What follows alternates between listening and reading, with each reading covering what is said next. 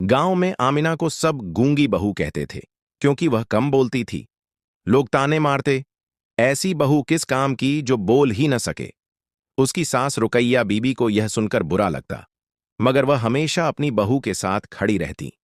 एक रात गांव के सबसे बड़े जमींदार रईस मियाँ के घर भीषण आग लग गई। हवा तेज थी, जिससे लपटें और भड़क उठीं। सबसे ज्यादा चिंता इस बात की थी कि रईस मियाँ की 6 साल की बेटी जरीन अंदर फंसी हुई थी। गांव के लोग इकट्ठा हो गए, मगर कोई आग के करीब जाने की हिम्मत नहीं कर पा रहा था। मर्द घबराए खड़े थे, औरतें रो पीट रही थीं, लेकिन कोई हल नहीं निकाल रहा था। तभी आमिना तेजी से आगे आई।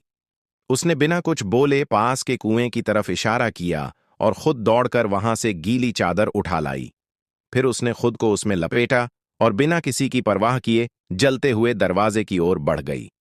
लोग चिल्लाने लगे, अरे पगली, मत जा, जल जाएगी। मगर आमिना ने किसी की नहीं सुनी।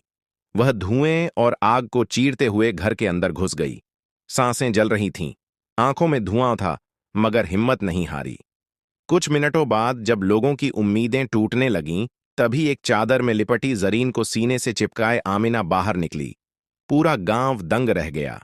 रईस मियां दौड़कर अपनी बेटी को गले लगाया और आमिना के हाथ चूम कर बोले, बेटी, तूने आज मेरी जरीन को नई जिंदगी दी।